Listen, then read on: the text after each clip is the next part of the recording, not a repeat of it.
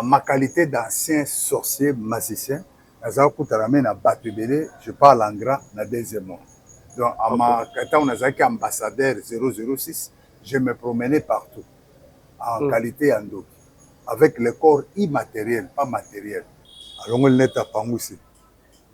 Et toute personne en monde dépendant que non, c'est le déclin. Indirectement, il y a chiffre 4 et quoi. Les 4 ezalaki emblème ou bien emblème kabbalistique qui a pris ma couria.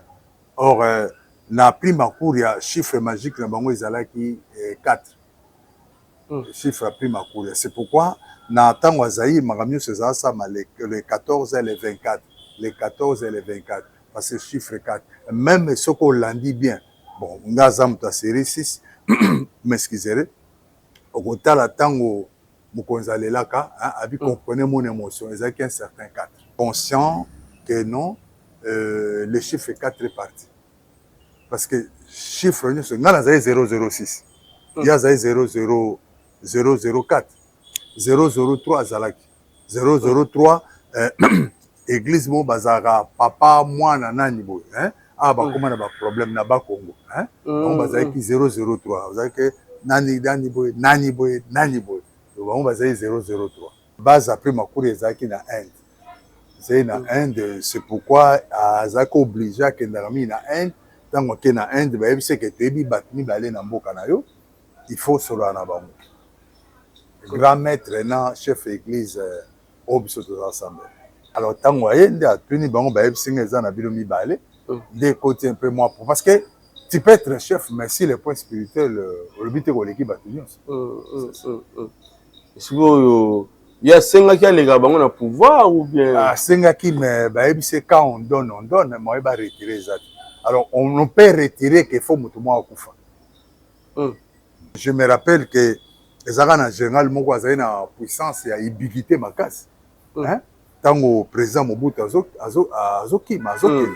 mais tant babengé na Kanchach malgré puissance c'est un commando bien préparé libomouté aux autres sentiments et c'est un militaire bien fait. Alors tango Kanchach koti Mobutu babengi tango babeti masasa limwe et babi que non eza puissance à ubiquité 006 il faut qu'on détruire tango apparaître donc c'est pour vous dire que le diable est le père des maçons. Même aux ana ba gris ango tondi sango so vila kshasa mon o le gaga prévaner ngana ebi vie aux la maladie ndé na za salis mais yemoko akwa commissaire xaté kachera ke quand vous tuez au bomi bat ozi makilana ba sokoli on a labo mystique kabbalistique ozongo lo wa mwana wana il faut mela oui il faut mela ba sokola ngodo ozonga lokola jeune quoi gomba nyon surtout na montagne nyon surtout il y a deux puissances il y a l'énergie positive il y a aussi l'énergie négative yango mutuna na biso zaki boy papa Jean-Claude Momba alors tout le bana ngomba ba artiste ba magicien ba nganga ba yaka pe ba passer ba prophète pe ba mati pour ngomba na même lié bo sambeli ba ngomba ba sali ba ah bon? Oui, oui. Ngomba mangengenge eza na grotte. Okay. Et tout le monde sait banani basala grotte wana. Dans gati na grotte wana, hein, eza na puissance ya Maria Faransa. O bayemba na bis. Et c'est que na yo lokola Maria Faransa. Maria Faransa za. Ba biso ba benge madame Margouille. Alors, si toi tu vas prier et que au mitondi si bien te, madame Margouille a un pouvoir sur lui. Batchaka ngo batyo ba monité, vous vous réveillez le matin bon mon eh yangwana na ngomba, n'est-ce pas? Et grotana eza na puissance ya Maria Faransa. Alors, puissance ya Maria Faransa eza ko agir na kwa batie. Alors, yosko zo putu pona quel tu dois te préparer, il y a des forces. Tu dois te préparer. Évidemment, na ngomba nzamba répondra bien. Et moi me préparer ça vous causez avec Dieu. Mais quel Dieu? Mais c'est important dans moi en Zambie, il faut kakangomba qui est dans la chambre, qui est dans l'église, qui est balabala, qui est partout. Zambaza omnipotent, omniscient partout. Ça pour moi.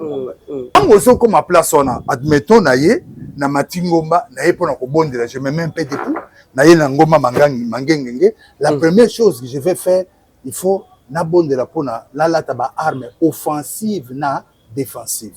Il faut qu'on ait une arme offensive et défensive. C'est ce que la Bible nous demande. Dans la prière. Oui. Mais il y a la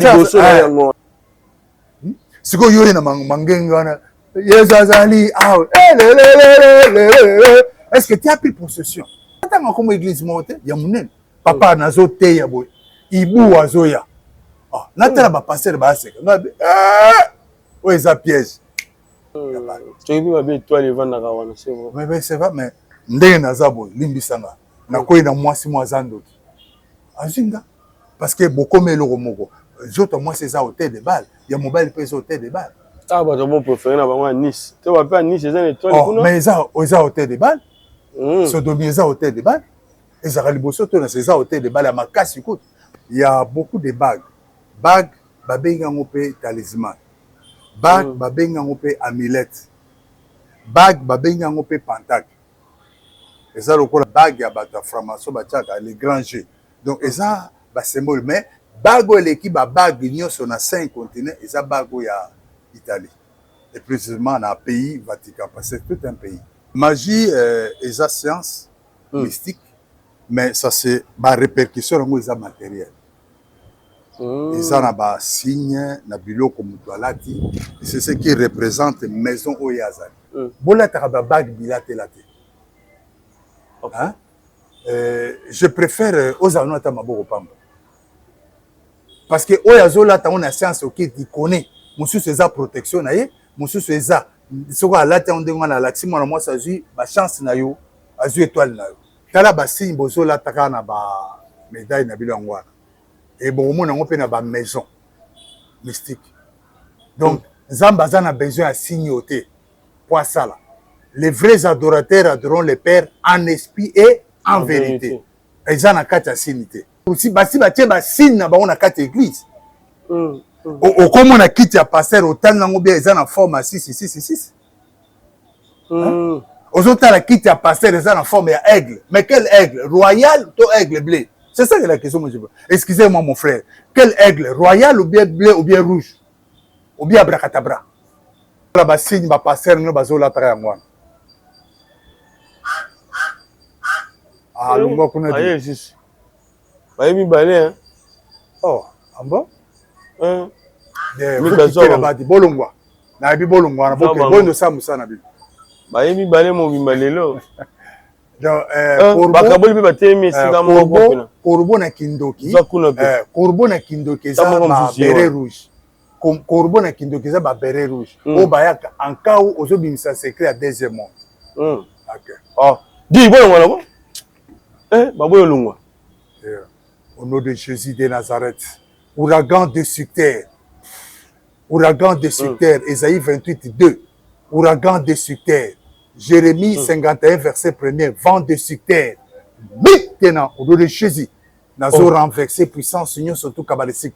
Grand maître, maintenant, au nom de Jésus. Maintenant, au nom de Jésus. Ouragan destructeur. Maintenant, au nom de Jésus. Ouragan destructeur. Ouragan fait. Exige sa puissance sur ouragan destructeur. Maintenant, au nom de Jésus. Tala biloko bozola taka na kati ignorance. Bon, oh bonde ba ebo, ce que yo semble te ba elio ba bomi. Bana ya français shalom na zana esengo bigi ya koyebisa bino ete na kozala na bino lisusu na Paris à partir le 3 juillet pendant 10 jours pour na ba délivrance ya bato oyo koleka en privé na koyamba moto moko na air na ye pe na ngonga na ye mokolo wana tokokota na profondeur ya problème na yo bato oyo bayaki liboso bana ya autiste babikaki bato oyo ba blocage babikaki bato ya ba maladie babikaki bato ba sans papier, papier, témoignage. Shalom le frère, moi je suis jeune du Congo Brazzaville, je suis venu voir le pasteur Moïse, j'ai entendu parler de lui, j'ai pris rendez-vous pour une délivrance privée. Je suis venu en France parce que je suis malade, j'avais un problème avec la plante des pieds. Je ne sentais pas les pieds, j'avais froid aux pieds, j'avais des douleurs sur la plante des pieds. Quand je marche, je ne sens pas mes pieds, même quand je mets les chaussures, je ne sens vraiment pas le contact avec les pieds. Et j'ai demandé de voir les médecins m'ont laissé entendre que je souffre de ce qu'on appelle une neuropathie périphérique. Les docteurs m'ont dit que les nerfs étaient morts, les nerfs des pieds étaient morts. C'est pourquoi je ne sentais pas les pieds. Et le pasteur Moïse a prié pour moi, qu'on appelle une délivrance privée. Maintenant, je sens la sensation sur mes pieds, je sens la chaleur sur mes pieds et j'en suis très satisfait. Merci beaucoup, pasteur. En tout cas, la délivrance en privé, nous avons une salle. Nous avons un vraiment où la Bible, où tout semble là.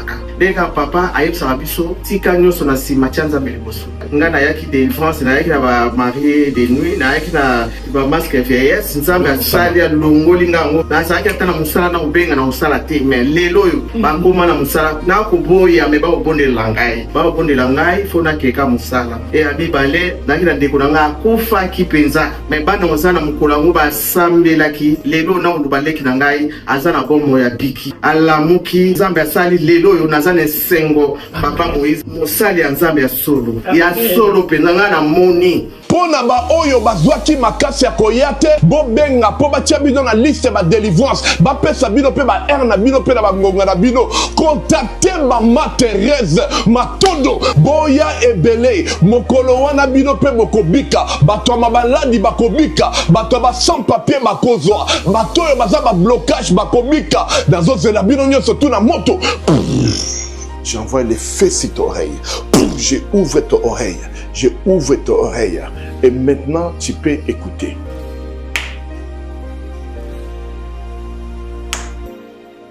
Bonjour, je suis Carmen. Je suis béninoise. J'avais rendez-vous aujourd'hui avec Papa Moïse pour ma séance de prière privée. Je suis venue parce que je n'avais plus d'audition. Mon audition côté droite était partie totalement. Et là, aujourd'hui, après la prière, l'audition est revenue. Là, j'ai fermé l'oreille gauche et j'entends de l'oreille droite. Et là, je suis contente.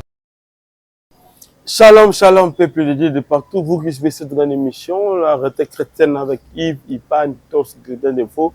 La friande avec la série continue toujours dans votre chaîne Siba Promo 240 ans. Voilà, nous sommes déjà avec le pasteur Jean-Claude Mwamba, ex-magicien au Kriti Senganga.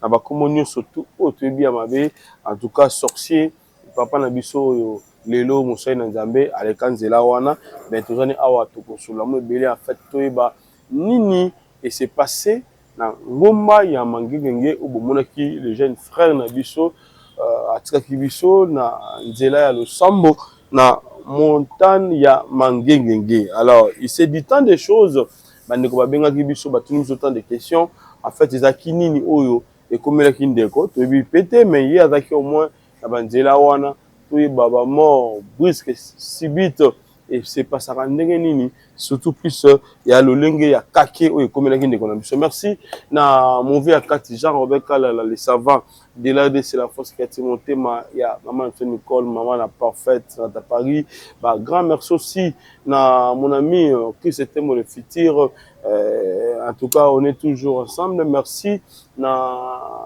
Poupon du bon au Canada et na Bossanité mon vieux akati Thierry capitaine motema manto jina capitaine maman minute motema tous peuple la mbete maman likelemba et Believe Muka fondation to sunga ba veuve na orphelin et na Bossanité Jean Robert Kalala les savants de l'AD c'est la force qui a motema ya maman Nicole maman la parfaite na Paris. Voilà bah merci na bande surtout bon Yves Pan na lobaka bolanda émission na biso religieusement. Voilà papa Jean-Claude Mwamba ba de ko monio lisusu lelo un mot na ba chrétien ba ta la biso d'abord santé na yo to ba eza bien santé ça va moi ba mena César et puis naïb ça ba to que c'est mieux que la prédicateur ko témoigner parce que ko témoigner ça ko provoquer ba combat double. C'est-à-dire vous combattez avec l'invisible. Or l'invisible a toujours été puissant. Mais l'invisible ne peut pas vous atteindre parce que vous avez aussi l'invisible et l'invisible. Ok, le puissant, le puissant. Ah ok, ça c'est bien. Alors, nous sommes en Zambie, tout le besoin qui est comment pour na oui, na Zambie surtout. Alors ça, on a quatre tongs. Zamba pambola biso pour la émission lelo to sambeli. Zambé to pesio merci pour la faveur au salibiso. Merci parce que ça na combo monsieur Pesameli biso c'est seulement le nom de Jésus de Nazareth. Au Bible, quiconque invoquera le nom de Jésus a commun sanké mon pena gloire au nom de Jésus. Amen. Amen. Voilà, ça c'est bien. Alors l'homme d'idée, tokena na istolo bito j'allais dire ya pape tout ce kabiso. Lelo pape mususa monani ben oyo ba bien na plus na ba voix ebelé za ki noir Jean Robert na kombo ya Sarah comme ça yende pina daki na ba voix ebele c'était prévu ye abima comme pape na monde mais esimbi parce que mindele moi côté ezali toujours balingi toujours kaka bango nde le poso na bango ezala ti ba ko sala ke ndeko abima oyo azali américain na le poso ya mondele na ebité fumé wana ya noir fumé ya pembe ebimaka en fait esalemaka ndenge nini yo zaki na moi univers yango soki moi idée kokozala est-ce que fumé bima te nazalaki na monde wana mais nazalaki na kati ya Vatican te pour nazala sincère je ne peux pas parler quelque chose au mutu so ko contrer ko so ko tino chambre yango ezande mais à ma qualité d'ancien sorcier magicien nazalaki kutana na bato ebele je parle en grand na deuxième monde donc à ma kata nazalaki ambassadeur 006 je me promenais partout en qualité ando avec le corps immatériel pas matériel. Et donc, je crois que j'avais fait l'émission l'autre fois ici, avant Mambouane, Jérémy. C'était avec Jérémy. Mais c'est nakata écoute live. Mais c'est live, papa noir obimate. Et nakati sous live, attends, pas koufi live, atika obimate. Il y a un système de racisme. On ne peut pas permettre un noir, ma présence, nous surtout il y a monde bag à baiser bag. D'abord, l'effet à baiser bag. Et donc, on va que toi, tu es supérieur. Et le pape, d'abord, il faut que le Vatican, ils ont État. Hein? Ils ont État, le coup, la bêta, nous sommes. Et donc, pape Abimi, pape Aza, le président, et le Vatican. Comme tout président. Et puis, deuxièmement, Aza, représentant, Dengue Balobaka, représentant Nzambe. Donc, on ne peut pas permettre la bloc sur noir Abima. Abima Siko, yo, té. Ok. Pas permettre à nous. Mais ma fumée wana la fumée signifiera nini? Non, fumée tango bimi ya pembe eza ko signifier que fumée tango bimi ya pembe eza ko signifier que moto kingandi aleki abibi déjà. Mais fumée wana eza na moto koya au travail yango. Ça c'est la chimie non? Mélange anil bonani ni bimi si fumée wana, on sait maintenant que nous avons maintenant un pape. Oh, et dans la spiritualité? Et ça, non, et ça spirituel. Et ça, il y a le moto à quartier, bah, c'est que non, il vit pas de moto à bimi. Hein, il vit pas de bimi dans quartier, bah, nous n'a pas bimi na kini. Na, nous on a rebattu ah, maintenant nous avons un pape, mais on ne précise pas les noms. Mais tu dis que pape a sa bimi. Mais, que, bah, ça n'attend, il y a, bah, prière, na bango, bah, ça, là, bah, cardinaux, hein, parce que ce sont des cardinaux qui se réunissent. Mais il faut y avoir que dans le monde entier, la plupart des cardinaux sont des blancs. Ne sont pas des noirs. Okay. Il y a beaucoup de monseigneurs noirs, mais des cardinaux blancs, bah, ébélés.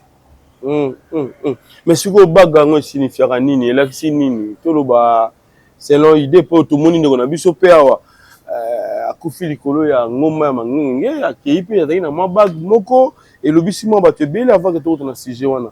Bag. Dans le monde à manger signifie nini, yo zalaki kuna. Yo posa na bag. Pays nazali nango. Il y a beaucoup de bagues. Bagues, babengango pe talisman. Bagues, babengango pe amulette. Bagues, babengango pe pentacle. Et ça, la bague, ya bata franc-maçon, les grands jeux. Donc, et ça, symbole. Mais, bague, l'équipe, bague, l'Union sur 5 continents, et ça, bague, il y a Italie. Et précisément, dans le pays Vatican, parce que c'est tout un pays. Mais, tout le bagango, tout le banano, papa, tout le monde, ndeko mo wabi, pasteur plus, moza na bague, moza na pierre noire, ezali na basi na croix, misu bakomo qui même pour la chaînette, ils ont croix, donc je sais pas moi, tout le biloko wana pe to magie, ils rappellent d'une façon matérielle, et gros appel qui c'est mutu yango wana ou bien magie, et ça science mystique. Mais ça c'est ma répercussion dans les matériels. Et ça n'a pas signe na biloko mutualati. C'est ce qui représente maison Oyazani. Donc talisman dans les autres c'est casa na maison Kingani parce qu'il y a beaucoup de maisons. Ce qu'aujourd'hui Toyota Azana signe à Toyota mais c'est ça na signe. Nous sommes ici, ils Mercedes, ils Toyota, ils Nissan. Symbole, quoi, ou bien emblème. Ok. Mais de comme ça, on l'a tapé dans l'ignorance, là, peut-être par plaisir, à mon niveau, là, tu as la titre, na bilo quoi, bande on appelle bande quoi, bon, bagouz à la paix, et ben fait mon peu que kolandaye par rapport à Oya Sali. Oui, quand une personne porte quelque chose par ignorance, c'est moi le moni, na bomse na bande na verset biblique, Osée 4 verset 6 et le dit, mon peuple est détruit parce qu'il manque la connaissance.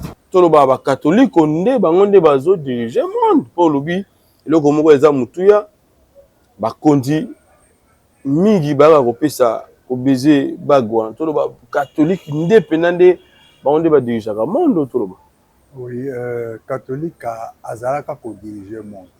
Mais il y a ici protestants, quand on dit protestants, ils se sont protestés contre les catholiques. Donc le monde est comme poli, hein. Poli, c'est-à-dire il y a beaucoup de religions, tout ça. Prévané qu'au moins à Moutoumoussou soit présent, mais assemblée année na côté Moussou soit assemblée à beaucoup. Donc tout ça sur la tangwana à Kalate. Mambo belé change. Mais sikoyo comment sur les andengwana bakonzi toujours bakendaka italien toujours na Rome. Oui, mais je vous dis que le pape est le président du Vatican. Hein? Et le pape est le représentant de Dieu. Ok, ça c'est bien. Papa Claude, Lelo, tu vois comment tu as lu sur là mon bout autrement par rapport au respect au Azaki Nango na bayi catholique. Tu vois ba mon bout abane ko banga pe basango, on a ko banga babe, ba monseigneur ou ba piste na catholique, c'est parce que moi ba yebaki secret ya makambo na yebi ezaki nini en fait. Non, ça à un certain niveau politique ça ko banga te mais ko pesa na respect. Ça respect on se le respect ça réciproque mais ça parce que les institutions mususu sont pesées le mususu. Donc en fait les catholiques est là pour prêcher, aider les gens côté là bas œuvre caricatif puis c'est ça. Mais un chef, un premier ministre, on peut se respect, mais c'est pas dit qu'il va avoir peur de toi. Mais c'est comme si mon bout tournait au bang avant. Combien de fois Monseigneur Mosengo à l'Obama Rambo et toujours Zaki et le la prophétie, sur le lobby, fait ça les maçons qui paient à Kani Likambo. Il faut néanmoins mon bout avant. Moi, respect. Mais ça, bon, azo respecté. Soto landi kana tango kala. Il y a eu un moment où le cardinal, le premier cardinal, c'est Mosengo. Non, c'est pas Mosengo. Echaou? Non, c'est pas Echaou. Moké? C'est pas Moké. École alimité. École Malula. Malula.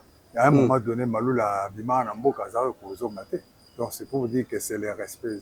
Malula a eu des problèmes, surtout dans l'authenticité. Il y a eu des problèmes. Malula avait quitté le pays. Ok. Avant d'aller à Rome, il fallait qu'il y ait négociation. Donc c'est pour dire qu'un chef doit dire respect, mais n'a pas peur. Pour ça, c'est-à-dire, c'est comme ce jour ici, je suis pasteur. Alors,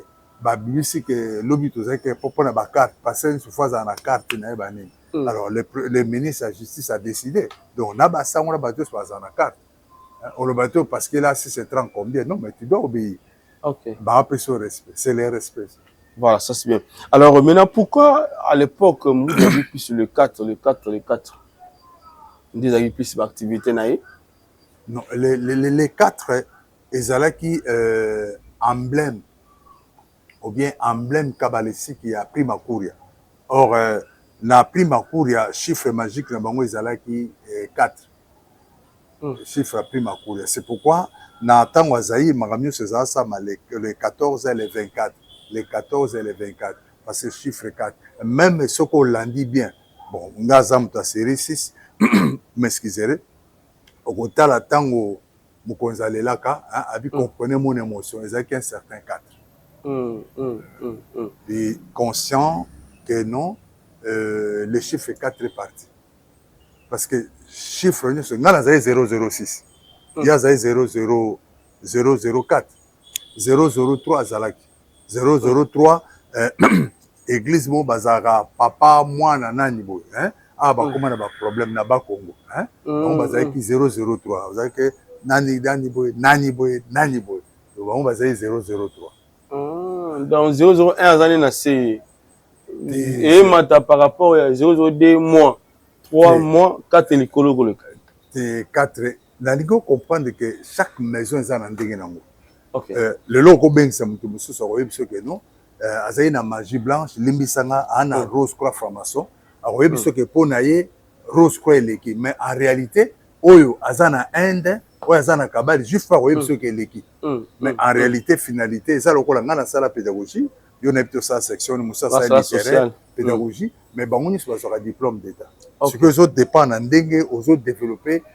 mayele no na domaine ok maintenant na Primacour ya tolo ba ezali pe secte bien ezali oui Primacour eza secte mais pour le mais ça son influence makasi c'était parce que le lot ce qui domine le monde c'est la franc-maçon et la rose croix c'est la rose croix et la franc-maçon donc ba Primacour ekiti parce que ça aussi na tango azaïr bazaba ba mingi mbetenge atango azaïr bato so akembetenge mais le lot mbetenge n'a plus l'influence sur base à Primacour yango wapi Inde to non base à Primacour ezaki na Inde c'est na Inde c'est pourquoi azako obligé que ndami na Inde tango ke na Inde ba yebise ke tebi batni balé na mboka na yo il faut solo na bango grand maître na chef église obiso to ensemble on va combien nzambe alors tango ayende atuni bango ba yebise ngeza na bilo mibale des côtés un peu moins parce que tu peux être chef mais si les points spirituels le but est que l'équipe a tenu il y a 5 qui a les gars bango pouvoir ou bien ah 5 qui mais bah c'est quand on donne moi va retirer ça alors on ne peut retirer qu'il faut mutu moi akufa des salama tango akufi bon là maintenant okozo bah zabo non nato ba ye monde a créé liwa wana ou bien liwa na ye naza sambela kuna mais liwa nezai politique parce qu'à l'époque les lots eza baluba mais à l'époque eza ba Équateur et ye mo pas ye mo Équateur et presque tous les cadres de l'Équateur ba commissaire d'état baza sambela kuna baza sambela kuna donc vous comprenez côté net conflit mo tribal côté net conflit mo tribal. Okay. Mais il était vraiment puissant. Mais Yeba qui est dans le domaine, même si tu es puissant, comment le diable est le père des maçons. Bako le coca. Parce que je me rappelle que les Arabes en général, moi, ils ont une puissance et une ubiquité ma casse. Tant au président Mobutu Azoki, mais tant que Babengé dans Kanchat, malgré puissance, c'est un commando bien préparé. L'ibomouté aux autres sentiments, c'est un militaire bien fait. Alors tango quand tu as côté mobile bengi tango beti massa salimwe et bi que non esa puissance à ubiquité 006 il faut détruire tango apparaître donc c'est pour vous dire que le diable est le père des maçons même aux ana ba gris ngo tondi sango so vila kshasa mo o le gaga prévaner ngana ebi vieux aux la maladie ndena za salis mais yemoko akwa commissaire c'était kachera ke. Donc vous voyez que, excusez-moi, mon frère, le diable est le père des maçons. Voilà.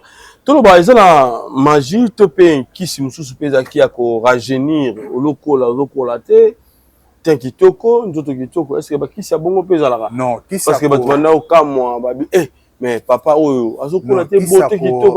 d'abord, quand on a l'argent, on a la facilité à ça là-bas, manicure, na pédicure, à $500. Ok. Et deuxième point, quand vous tuez au Bomibat, au Zimakilana, Basokole, on a labo mystique kabbalistique, aux hommes, on le voit moi. Il faut mêler. Oui, il faut mêler, Basokola, aux hommes, on le jeune. Mais par conséquent, c'est ça, tant aux hommes avancés, comme 70 ans, le moment où c'est Kuba Kala. Donc, comment boya quoi. Et bon, pour le pour boire manicure na pédicure, et un âge mort.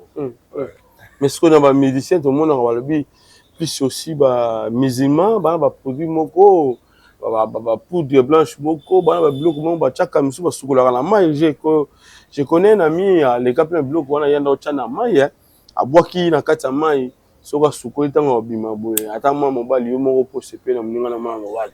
C'est pour combien de temps? C'est quand denga lali bongo lobi susoka la mwina tango mona mné normal. Tango ke sukola susu abimi subu yo mo bime. Parce que il faut tout ça rabibeko. Mais dès qu'on est kabbalistique, en réalité ozo comme beauté on a ba chance à batu mususu.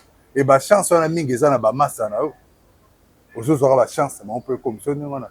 Ya on ko mona même ba mamo ba bois kaka na bo ke jazz kala.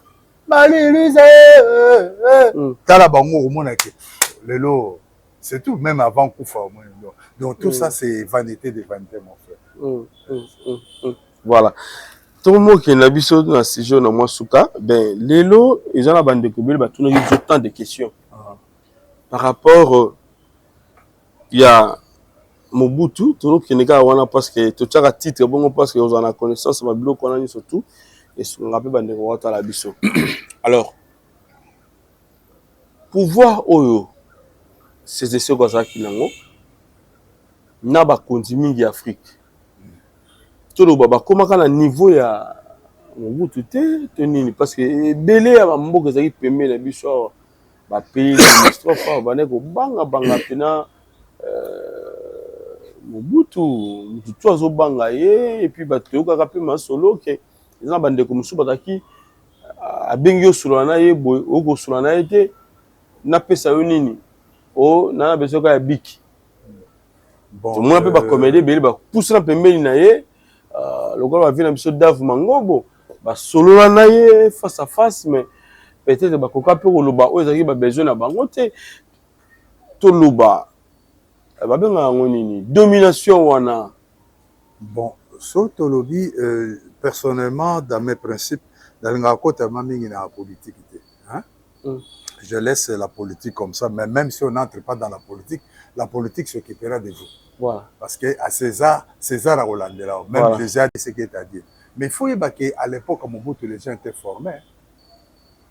Moi je suis un ancien catcheur. Tu as ça la catch na Monga la 76 au baby les terminus. Tu as ça peu ba désordre de dojo qui esmab. À l'époque il y avait des catcheurs comme des libérations il y a tout ça. Je salue aussi en passant maître Bibé, mes respects. OK. Alors qu'est-ce qui se passe? Tout ça qui mobulu mona wenza terminus ba bengi biso ba gendarme to betaka bango nyonso mais ba ya kotindela biso ba commando ya kanchat misato ba ya tant to ça l'entraînement ba freiner boy ba beta ba shit ba kota za na kati façon kaka bakanga ka Zakobi maître na biso hein parce que bazoi ba boaka na jeep c'est pour vous dire que bien boya ne lo ça là ba tcheka bokanga dojo tali forme au sala sport mais aux appels de produire cher de nous on dojo mais au bangi buninga na tali moto na forme hein donc asa pompage bien armé na loboko moko donc c'est pour vous dire que na yebi ke boa ba catcher boa ba tamakasi mais bokeba donc na makasi toza pe na spiritualité toza pe na physique hein toza bakanga Zakobi bazo na mouvement ko bimate asengi abandon ko abeti mabo et tango bazongisa ote quand tu mettre mouvement joana zokinga et le comme ça na membila mais na sali tout na kokite donc c'était des gens bien formés je dis bien à l'époque de Mobutu il y avait des militaires qui étaient bien formés. OK hein Zimbiona c'était un militaire bien formé hein? Les militaires bien formés hein bon. Donc c'est la formation, il faut l'instruction. Il y a qui cité au bateau, qui c'est quoi après mais d'abord une personne est instruite. L'instruction. National babo, c'est parce que j'ai étudié. Et ça a une nassimi dictionnaire parce que je suis instruit. OK. Mais tu dis c'est un rappel faut la instruit pour la mambo et pour côté oui, mais c'est normal dans l'armée à un certain niveau ils ont un bloc monsieur c'est ça ba secret ba code na bango mais il faut aller instruire par limbisanga. Tous exemple terre à terre, bazi ministre Moboy, bazwi ministre mo boye bayebise ke no yo oza ministre désordre eza na matete bakuluna bapesi arme aotire nde aza façon kaka kosimbela yango soda na garde na koseka façon kaka kosimbela mais eza na mosusu général so ese façon kaka azotire bocomprendre oyo akolekanga il faut être formé et le mal na biso nde les gens n'aiment pas la formation moto alingi amataka bongo yango nozomona même na bagomana benda parce que moto aza vraiment bien formé te yango na bisenge na magie mpe ezosenga instruction ezala oui mais il faut instruction ezala même au bolobaka bakatiere katiere akufa ezali na kisi mais d'abord vie azalaka fort blague à part so boye ata kisi te vie wana apesi yo kuwa apesi yo kuwa sans kisi maprende bicheri oya mais na ndenge magie mpe ezosenga fu moto ata mayele non intellectualisme na magie ezosenga mayele mais na kindoki esenga yango te parce que un magicien est une personne qui pratique la magie à tendance rationnelle, ça demande de l'intellect. Mais na kindoki esenga yango te nakozala na mwana na 10 ans de na apesa ko kindoki pas de aboma tabutu bon c'est ça mais magie il faut tanga bala so initiation c'est pourquoi moni nga soko beinga natangaka na préparer na cahier il faut neba ke na abimiselo ko mutu pas azui a senti différence pena mutu mususu maintenant pourquoi à l'époque il y a Mobutu unité belé on a au moins plus c'est à dire sportif mingi ba catcher nde bavandisaka pena côté ya crime au mutu moko bomaki ya saki ce n'est pas vraiment les catcher bazaki lelo pena moni mingi bakoti exactement ba catcher il faut reconnaître que même na tango azali tilelo nde toza il faut être sincère même si je suis passé à Équateur ba moya ba nzoto makasi remarquer que un commando de Équateur a bien formé. Qu'est-ce qu'ils ont un commando où il y a bande de Beba Congo. C'est-à-dire, Bangwande d'abord, des natifs sont des guerriers. Sont des guerriers. Et que c'est un Moulouba, Baba guerrier, Balouba Baba trafiquant. Balouba Baba avant dans la bureau, mais on a besoin de guerrier. Il y a un moment même, Mungala, il venait au Canada. Non, ça sont des choses. Donc, des gens de l'Équateur sont des guerriers. Alors, les Blancs ont compris que les guerriers ont des babongi.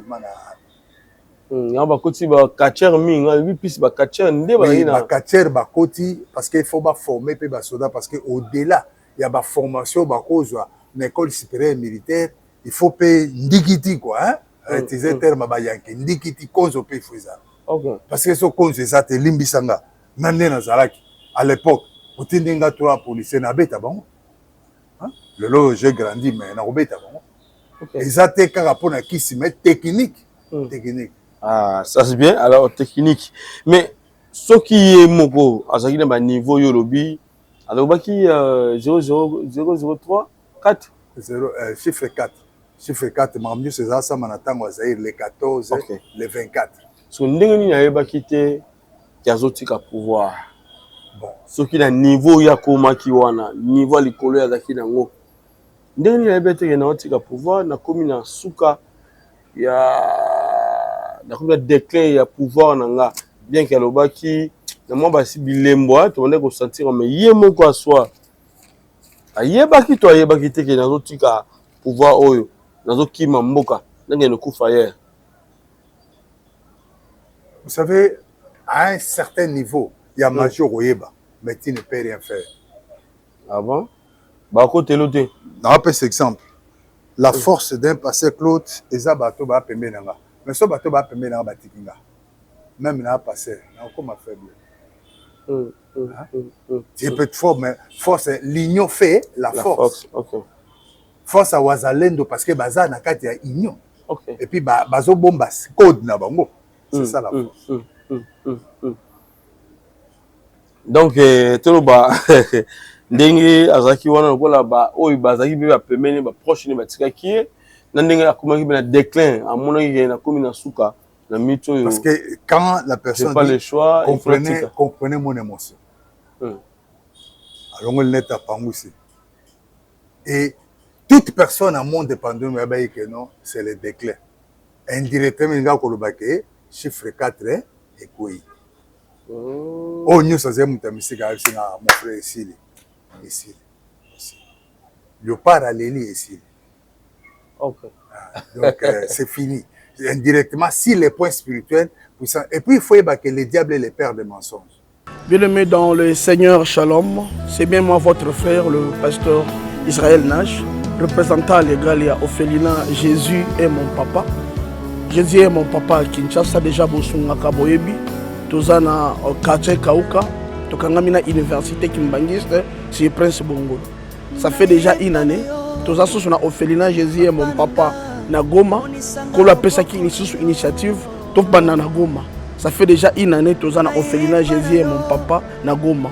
Toza plus ou moins na 58 enfants, Nenge Bozomo na Bilili. Et Bazobenga Biso les sous Baba Kisabana. Tozo ebate toa juste na ndako ya 5 chambres tozo ebate ba ovanda wapi bakolala ndenge nini tala bana kutu bazo vanda la mabele. Il y a vraiment beaucoup de difficultés na Goma précisément na est bisika bitumbizali par rapport à la situation ya mboka, par rapport à certaines réalités aux passées na mboka nde nazo senga bandeko nyonso ba vrai patriote nyonso to sunga bana oyo bazo kufela ba parents na moment ya guerre ezanga ndeko na yo pasteur Israël Nash naza juste simple individu o nzamba pesi mosala ya kobokola bana et ce qui ngai un simple individu na suis capacité à kosunga bana combien plus fort l'état nde na sengi na bato nyonso ya motema malamu bato nyonso balingi basunga ba ofele ya Jésus mon papa Goma ba contacter biso na numéro bozomona numéro na biso za plus 243 89 72 32 229 tozela lisungi ya bato nyonso pona bana o baza na Goma précisément pe ba o baza na Kinshasa. Je suis un vrai patriote,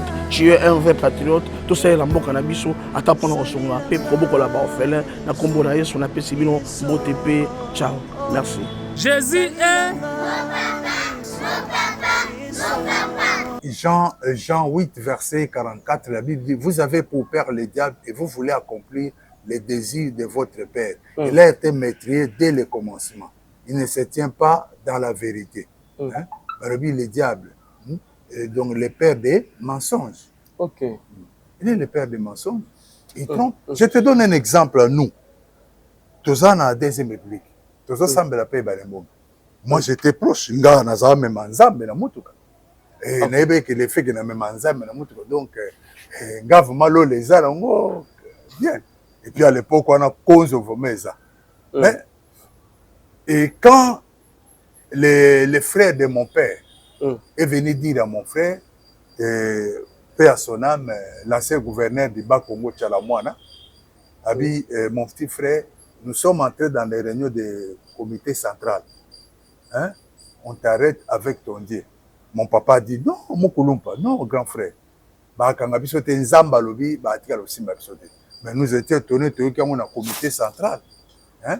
Comité central, l'arrestation de Mwamba Chiboui, l'arrestation des vice-gouverneurs Zitapoati, l'arrestation des Balembong et des commissaires de zone à l'époque, par contre de la prison. Et Zamba Lobi, ça 3 jours, ça là une année. Mon frère, Tika, les diables et les pères de maçons. Ok. Maintenant, le par et symbolisera Nini. Le par. Non, il faut y avoir que... Tout le monde mis dans ma signe, il y a un bongo, il y a un drapeau, il y a un drapelet, et l'aime toujours dans mon tout. Bon, en fait, la question que vous me posez est difficile à donner la réponse. Je sais dans anglais, nous sommes manga, mais là, on a vu que chaque pays a son emblème. Ok. Aussi, Togo, emblème, c'est un épervier. Nous sommes aigle, nous sommes éléphant. Alors, chaque pays a un emblème. Alors, il y a un emblème, il y a un léopard, mais chaque pays a un emblème. Ce que signifie Nini? Et signifie la puissance, il y a un beau kawana. Ok. Aussi, Côte d'Ivoire, éléphant. Emblème, éléphant. Ok. Et Côte d'Ivoire, ils ont pour le moment la magie. D'abord, les grands maîtres à Koufakuna, et grand maître Moussou Akende, pour renforcer la puissance.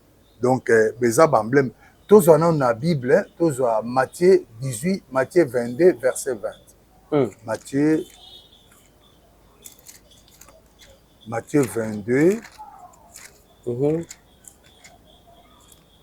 Matthieu 22, Matthieu 22, verset 20. Matthieu 22, verset 20, Bible le Bible. Tobandi na 17. Matthieu 22, verset 17. Dis-nous donc ce qui t'ensemble. Est-il permis ou non de payer les tribus à César? Jésus, connaissant leur méchanceté, répondit, pourquoi me tentez-vous, hypocrite? Montrez-moi la monnaie avec laquelle on paye les tribus. Ils lui présentèrent un denier. Oui, il lui prit un denier. Il leur demanda de qui porte-t-il l'effigie et l'inscription. Donc, dans chaque pays, il y a l'effigie et l'inscription. Ok. Ben, ceux qui sont bongo aussi, dans nos familles, tout le monde a un totem. Dans chaque tribu, totem est allé. Au monde a biso, batuyama indombe, basagata, biso zarapis, lokese, ok, biso zaramaboko, misus toa koba, siko babilo ko wana nyonso. Ils ont symbolisé nini na ma famille. Ils ont symbolisé kindoki. Ils ont symbolisé kindoki ya mboka. Ils ont symbolisé kindoki ya famille. C'est ça symbolise. Alors, Jésus en Matthieu 22, verset, il leur demanda de qui porte-t-il l'effigie et l'inscription? De César. Ils répondirent-ils. Alors il leur dit, rendez donc à César ce qui est à César et à Dieu ce qui est à Dieu. Mais dans Matthieu 22, verset 20, il leur demanda de qui porte-t-il l'effigie et l'inscription? Comme je peux poser la question, quelle est l'inscription et l'effigie de votre pays? L'effigie de la France, c'est le coq. Ok. F1. Oui, oui. C'est le coq. Donc, il y a une effigie là-bas. Et dans la Coupe du Monde, il y a une puissance kabbalistique et ça. Mais il y a aussi les gagnants, non seulement parce qu'il y a une kiss. Il y a aussi les gagnants parce qu'ils se préparent. Ils sont allés Mbolongo, allés sur le Kaaboumogue, Kaouka, Amérique, deux coupes à maille, à jouer, à 0. Il y a un monde qui Zahir, tu as 9-0. Ok. Surtout ça, il faut que tu Katia, effigie, ici, Bissoa, totem, wana, Tolungwa, ou Bazali, Nzambe. Kolongwana, oui, il n'a pas été. Je suis d'accord avec vous. Okay. Mais la question est posée à effigie. Hein? Pour un point, il y a effigie. Hein? Effigie. Alors, effigie, est dans la famille. Et si je vais un peu très loin, avec beaucoup de sagesse, il y a des gens dans l'église qui ont effigie à moto. Et bien, il faut qu'on la moto. Je crois que tout ça, va congolais, tout le monde. So babengaki pasteur soki prophète on a évité. OK. Mais effigie wana ezobatela. Or Bible lobi les vrais adorateurs adorent le Père en esprit et en vérité. À quoi sert l'effigie? À quoi sert l'inscription? Mais pour voir la puissance de Jésus-Christ. Tu dis Jean 19, 19. Jean 19, 19. Pilate, gouverneur païen. Pilate, gouverneur païen. Voilà ce qu'il a dit dans Jean 19. Jean 19, verset 18. C'est là qu'il fit crucifier et des autres avec lui, un de chaque côté, et Jésus au milieu. Pilate fit une inscription. Quand Jésus a posé question dans Matthieu 20, hein? Mbongo eza na effigie ya nani, elongiana na inscription ya nani. Na famille na bino, effigie eza ya nani, et puis inscription eza ya nani. Je vous pose la question. S'il y a en Europe, partout. Quelle est l'effigie de votre famille? C'est cette effigie-là qui vous détruit. Quelle est l'inscription de votre pays? C'est cette inscription-là qui vous détruit. Alors, des choses. Et je parle avec beaucoup de sagesse. Alors, Pilate, gouverneur païen, Pilate fit une inscription qu'il plaça sur la croix et qui était ainsi conçue, Jésus de Nazareth, roi des Juifs. Pilate a tiré la croix à Jésus-Christ, le colo en habit, c'est lui, c'est le roi des Juifs. Cela veut dire qu'on ne le veille pas, le gouverneur a reconnu que Oyazanzam. Ok. Alors, quelle est l'inscription Oyazan na kati ya famille Bino? Tout ce que vous avez connu dans votre famille, c'est dit à partir de l'inscription. Batanga ramingi ba mayele babala gati. Batanga ramingi ba mayele babela ramisu. Batanga ramingi ba mayele ba kufa na maladie moko. Et puis il a beto pe solo il venait biso biso dès tout côté na mebwe le 30 mai. En tout cas, chaque famille, le 30 mai, tu vas faire la bonne. Tu sala nyonso, tu sala, tu bondes dans l'église. Il est à l'aise. Mais le papa, c'est makasi. Alors, totani eloko moko oyo ndeko moko mosene nzambe moko pa lobaki. Il faut te souka la montagne. Tokende nango. Pour la foot. Le foot, c'est vraiment un péché. Oui. Et coach a bandeko beleli felo. Moutunio surtout atalaka match. Moutunio surtout asa sportif comme footballeur, joueur. En tout cas, azo mérité en faire. À lui d'aller felo. N'a pas pasteur, tu as un match quand même. Oui, j'entends là. C'est un péché au Kennedy felo. Non, mon frère. Même le docteur me recommande à 60 ans, il faut vous dire ça. Gars, parfois, on a dit, c'est dans la coin, c'est pas souvent dans le coin. Beaucoup de concentration dans la diction, on a la papa. C'est pourquoi mon monde moi, c'est un ban à vacances. Ah, puis vacances, ils ont raté.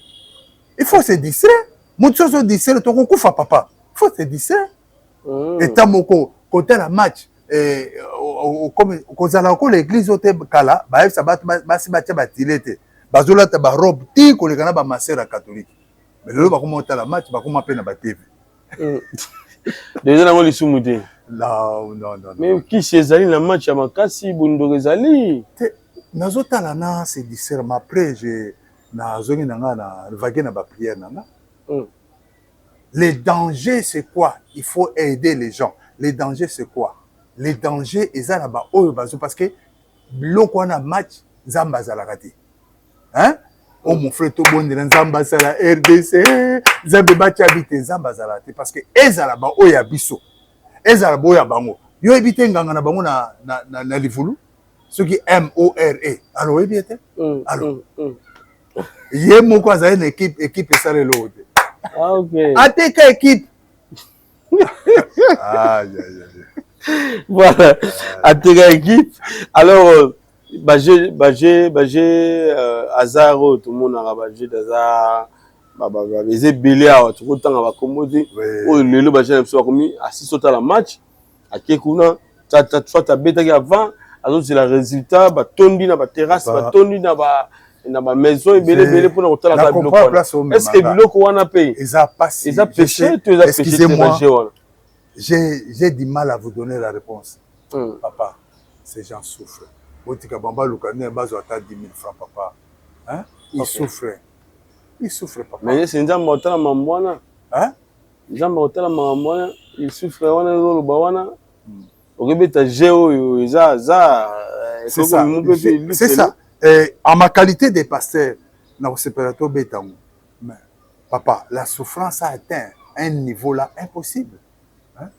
Est-ce que dit que la souffrance mutako c'est le comme soit kanakité est-ce que dit que la souffrance mutupe akoboma moninga naï c'est vrai akomo na diffère c'est pourquoi je vous dis qu'il y a trois types de chrétiens il y a les chrétiens il y a homme naturel homme animal homme charnel na homme spirituel alors na lingo préciser dans trois ba question sont posées ngebele yo na dimensionner tu es homme chrétien vraiment chrétien pinda chrétien homme chrétien, t'es wana na boyan.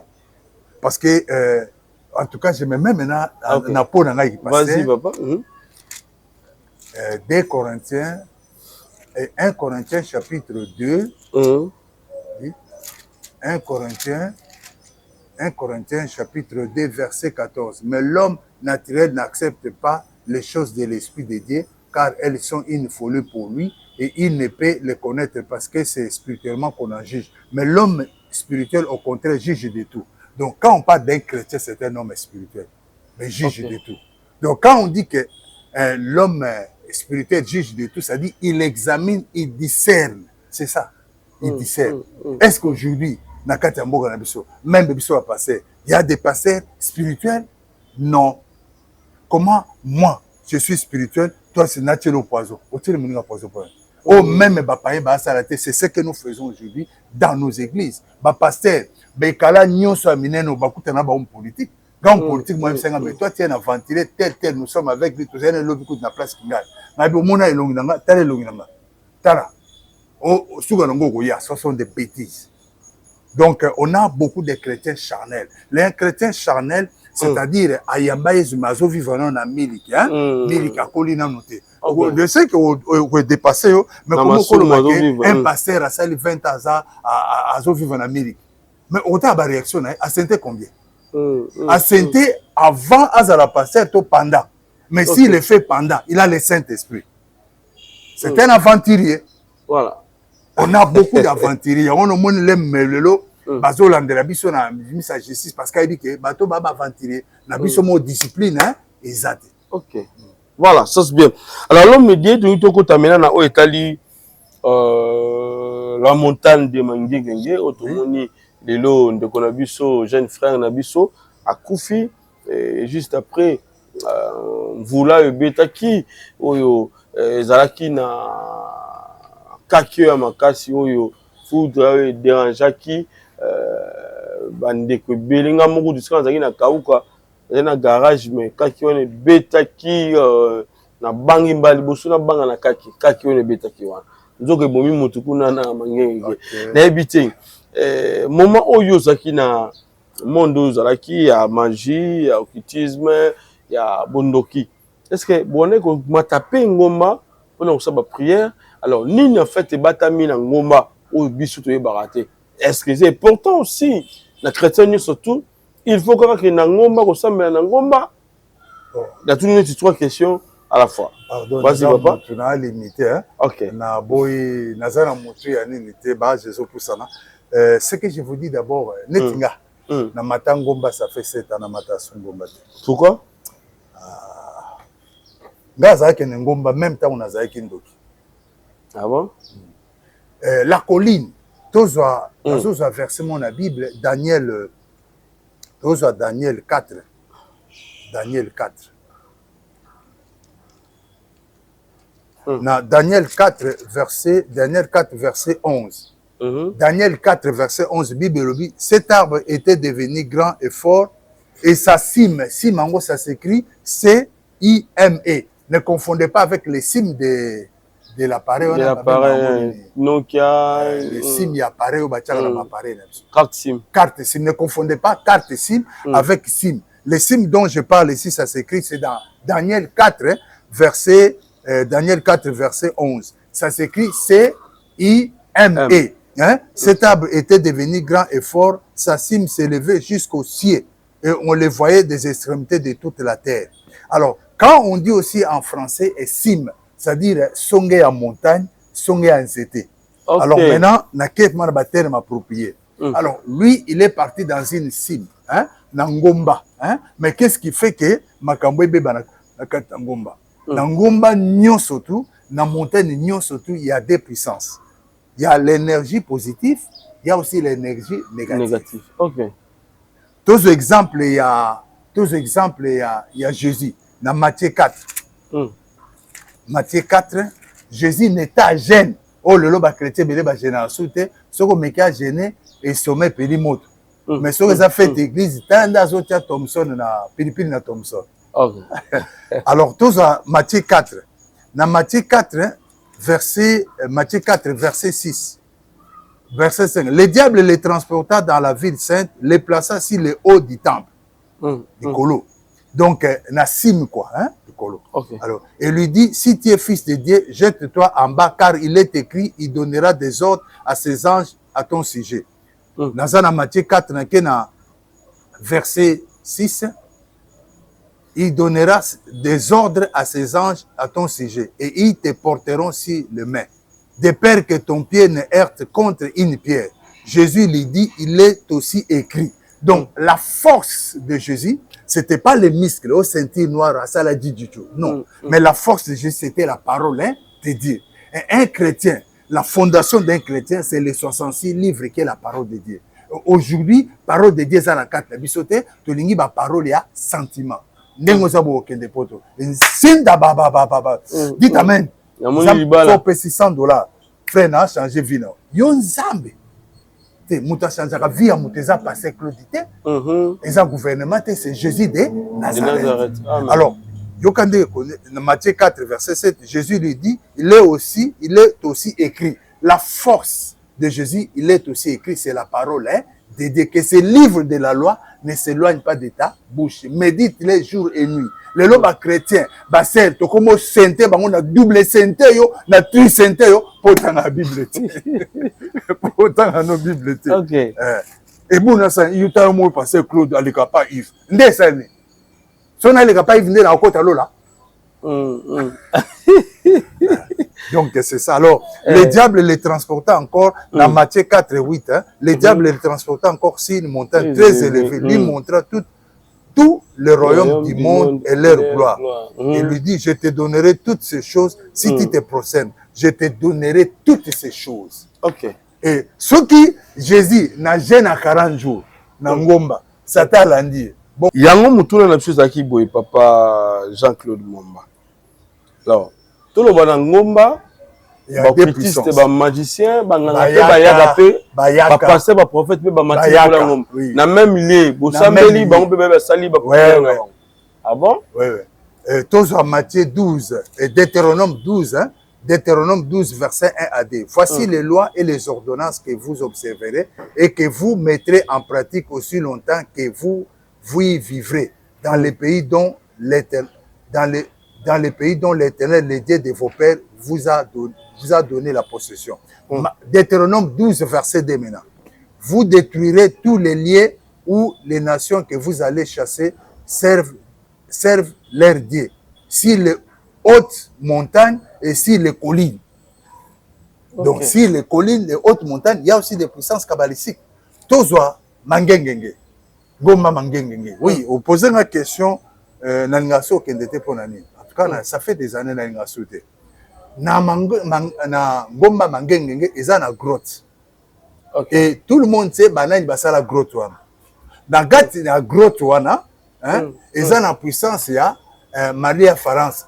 Et c'est qu'elle est là, Maria Faransa. Maria Faransa, Madame Margouille. Alors, si toi, tu vas prier et que au miton d'ici bien, Madame Margouille a un pouvoir sur lui, parce que Batona Baya Basala Basenum Batiani na Bangwa. Disons, temple Bangwa. Yasika na misunga eyaka toujours na ba solution. Toye pona ko sunga bino. Yo mutoza na ba maladie oyo ba mindele ba ko traiter te na poto. Ovandi na Amérique, ovandi na Afrique, diaspora esika nyoso zali na Europe. Toye na solution. Benga ba médecin na biso en ligne na ba numéro oyo ezali ko apparaître na écran na yo. Benga bango ba consulter yo. Kisi nyoso olingi ba komela yo ba ko komela yo. Par exemple, toza na ba maladie moko ba mindele ba ko traiter te. Toza na ba antibiotique, toza na ngo besoin na banzoto. Benga médecin na en ligne. Ce qu'on a ba maladie ou etungisaka des fois ba médecin en famille ba koko komelote peut-être ba JP ba solution na ngote on a mis sunga tozo libino solution o bengi ba médecin na biso en ligne ba consulter yo pe ba komelo ba kisi to kotindelo bipa nyonso yo pesa meli diaspora bisika nyonso zali na Amérique na Afrique na Europe to kotindelo ba kisi na ozongo en bonne et due forme misunga eye pona ko sunga bino ngai papa Louis Nyongo Mwangi na belaki pendant longtemps na lokaki solution na ba examen epai na ba centre médicaux mingi na ba centre hospitalier mingi solution za lakiti ba bana ko pesa ba kisi wana e bana soko bakisa ngai passe na nzoto pe ko vingisa ngai lisusu e salama yi que na ko za contact moko en ligne et na tanga ki titre na mo ki misunga docteur en ligne réellement zo ki numéro na bengengo na zo ba médecin na ba consulter kinga en ligne ba pesa nga ba directive ni na kolanda et puis tant après ba tinga ba kisi wana meli lelo ngai yo na telemi na komi ko tambola na komi ko solola po ba seka kinga ba oyo akufa mingi ba ko teki o akufi déjà to ke ngolela ye mais ba lela inga te nzamba sali à travers misunga docteur en ligne ngai yo na solola bino na ko pomba yo nga moko te et c'est que na yeso pe bino yango po bolo na pensela na ngai c'est la maman nazala na felonde na mitungisamaki na maladi dibumu pasi na makolo pasi badokter a na felonde basalaki nga baexamen bapesi bakisi bandeki kosimba kaka te ti naye kozwa numero ya docteur en ligne nabengi bango na explike bango kananga batali ndenge na explikaki bango basali bango moko badiagnostic ti baye kopesa nga bakisi bakomi bakisi baye bakisi oyo ekosunga yo batindeli nga bakisi yango mpe na poste nazwi yango na meli na miyoki mpe bie bandeko ngai naninga sunga mpe bino soki ezali yo kozomona maladi no bazozela solution te biso mosusu baafricain bamaladi na biso esengaka te badokter oyo bayebi vraimen culture na biso makambo na biso na banzoto na biso omoi batraiter na misunga vraimen ezoleka kitoko lobiko ezali diaspora congolais nyonso na mboka oyo ozali mpona oyo etali sante na yo contacte misunga Dr Aline nde ozwi solution wana eza na puissance batia yango batiaka yango bato nyonso bamoni te vous réveillez le matin bomoni yango wana na ngomba n'est-ce pas et grotte wana eza na puissance ya Maria Falansa alors puissance ya Maria Falansa wana eza koagir nakula batie alors yo siko ozoya putuputu mpona kele te tu dois te préparer il y a des forces tu dois te préparer évidemment na ngomba nzambe répondra bien et moi mon préparer ça vous causez avec Dieu mais quel Dieu. Mais c'est important, moi, dans Zambie, il faut kaka ngomba qui est dans la chambre, qui est dans l'église, qui est dans la partout. Zambaza omnipotent, omniscient partout. Ça pour moi. Mais ce que tu as là, ouais, ndeko oyo. Ndeko na yo Vasco a témoigné pour y a salipé 24 ans dans kata magie. Alors bi plus kombo wana et l'accident comme Lima. Entre-temps, ils ont ba démon ba utaka bisimbi ba utaka na mai ba préférera koya ko zo mon pépé ko zo air frais likolo ya ngomba oui na ba ngomba ndengo wana et aussi plus loin le bi banzeto ba pesa ka bango na ba matina nzete na se ezape muto bien tenda zala na sanzete wana ezala ba koko baza ba ndoki ba magicien ba occultiste nde bango bazwa ba nzete wana ba tekela bango meza ba serpent na ebité kotala dans tout ça tout ba ezana milimo ya ko pema likolo kuna pene uti na mona mai yé na ngoi moi je me rappelle na témoignage qu'à l'époque na tango a fait président Kabila le père et pas pasteur Calais hein le pasteur Calais il est déjà décédé c'est un pasteur à sa kufaza na Malukwa et tant on a aussi un témoignage to yeneti na mai habita la fleuve et ça ba dégata na bando bonde la moima que hein mon peuple bando ça na mai ina c'était wana elima mai ya tomboki elima mai ya tomboki et je crois que même aux agando kito ça yo kakalake batu ba voyager ça na boîte na bateau ba boire kabilo na mai alors la question qu'on se pose batu ba boire ka mungwa sardine pour appeler ça mami wata a besoin de sardine non en réalité na misumi ba les sardine na mungwa bana ndenge spiritualité ça batu ba appeler ça batu na mami wata a besoin député mami wata a besoin comme ministre hein ça na monde pour les éphémères c'est rien OK Satan dit par ça non portable ou a créé ça non azan a besoin vital le sang humain et tant que babo ka biloko le moment na ba sardine en réalité ce sont des humains et puis on a l'hôpital leka yo pe kende boire sardine bo so yo le donc nous devons éviter certaines choses parce qu'il y a des puissances dans otanga na kayenanga dans otanga na Ephésiens 2 verset 2 Ephésiens 2 verset 2 bazoba le prince de la puissance de l'air. Dans la Bible, Ephésiens 2, verset 2. Vous m'excuserez pour la Bible un peu là. Ephésiens. Oui.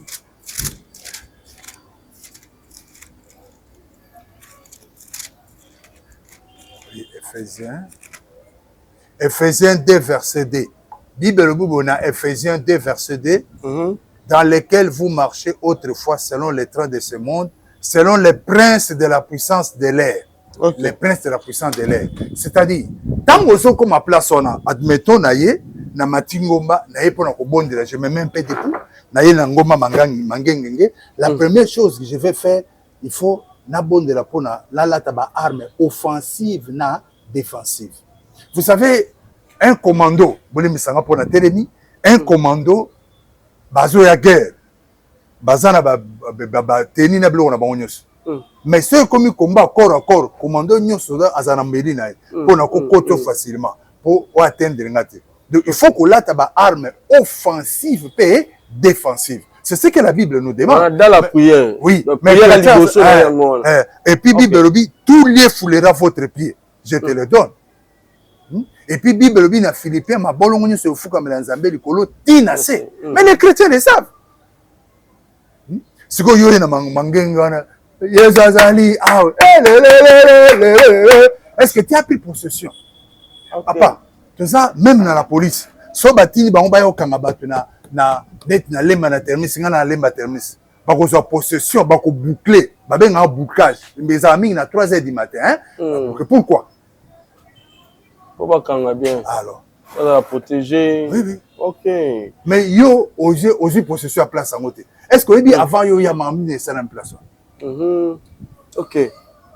Mais l'homme de Dieu, tout qu'il est dans moi équivoque nous sous pour ça là que de konabiso asa peut-être ninga komaki na moment oyo akomaki ya liwa wana ça peut par rapport biloko ta nango ala na air prod na mato na ye côté bataki na bague na maboko et aussi téléphone et alaki na sommet à montagne wana papa est-ce que biloko wana pété et ko sala qui ndeko na biso ba benga ba onda et sala mambo sala qui on a mais à cause azana ba onda déranger nga y arrive des fois toza ba oko kobondela bien to tenze mwanzam hein gaza na nzembo wana nzembo yanga préféré pour mukolo bazana ndo sala nga délivrance en 89 nzembo wana za beta na bandi kolela un jour si les chemins na nga oka nzembo wana te so tiango place za et ningisanga makasi donc tant ba ndo sala devant na ba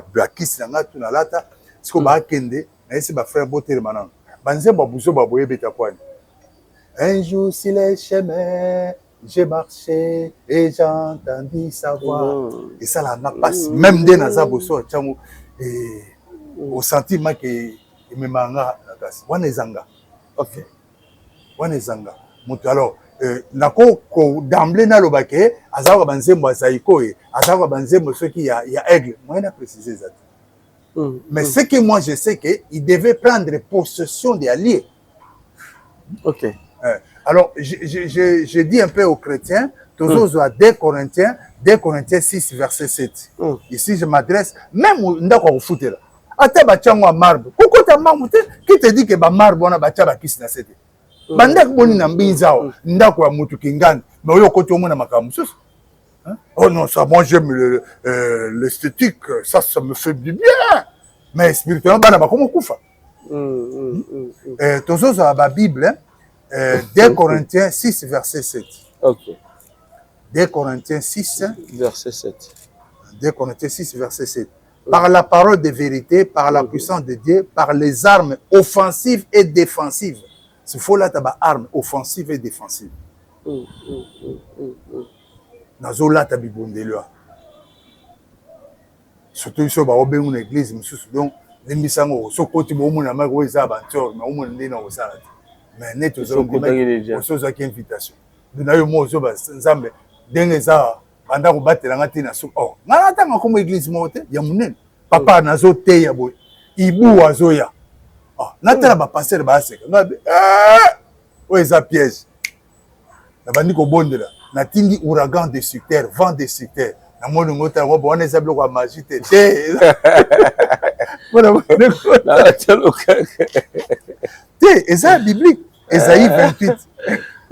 Pona bode ko talingai. Ouragan wala mbongi. On a benga sur la moindre danger ça. Esaïe 28 dit voici venir de la part du Seigneur un homme fort et puissant, comme un orage de grêle, un ouragan destructeur. Un ouragan destructeur répand. Au moins, tant on boule ça, bato vandaya na sa bonde. Mais n'enga pas remarqué. Tant on a senti des tolos, bato bakobeta nga tolo et bumi nga talis. Donc mais na sali semblant. En fait, moi je suis trop spirituel, mais n'enga bato pas spirituel du kolangati. Oh non. Ah papa, ça prend du temps, il faut avoir la mine concentrée. Et n'enga olaxate que naza parce que ngabitumba na koma nango dans lelo limbisanga. Naboya ko sambela bakobomanga. Na sambela bakobomanga. D'où il faut na kendega. Pour na bimisi ba secret ebele. Niveau na bimisa ba secret moye ba limbisanga exact. OK, donc so c'est que tout maman. Oui, naïba na za pas benga nga avec moto yo to zela moins de faux pas. Naïbi na nga on a peu conscient. OK. Donc, il faut comporter les armes offensives et défensives. OK. Ozana mobile ando. Ah ba sens qui tout monde a éclairé bana bazo kufa. Mais bozana ebo abala ebo comme eloko moko. Seigneur nazo bonde offensive na défensive avant na sangana na moto. On remarque place à ça aussi.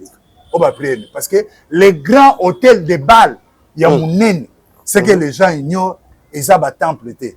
Le grand hôtel de Baal et ça sexe il y a mobile na moi. C'est ça le grand hôtel de Baal. Tu veux bien toi les vendre na c'est vrai. Mais c'est vrai mais ndenge nazabo limbisanga na koyi na mwasi mwa zando azinga parce que bokome eloko moko joto moi c'est ça hôtel de Baal il y a mobile pèse hôtel de Baal ah bah bon préféré na bango à Nice tu vas pas à Nice c'est une étoile kuna mais ça hôtel de Baal sodomi ça hôtel de Baal et ça liboso to na c'est ça hôtel de Baal à makasi écoute parce que tango bosanga na moto limbisanga malgré je demande pardon tango OK o etikali yayo Claude Mamonat. Force n'angeza kimbingo to alati dit mais kimbinga n'angeza na c'est. C'est ça qui va faire les enfants non? Et ce quoi ziongo siko ils ont noté des balles, il va travailler ça. Donc il y a commission iso bazom. Ta Yves Nabi vanda no bimate. Ah vieux toi ni maté qu'on a vieux. Donc il faut prier pour l'hôtel des balles de ta femme et la femme aussi doit prier aussi pour l'hôtel des balles de son mari.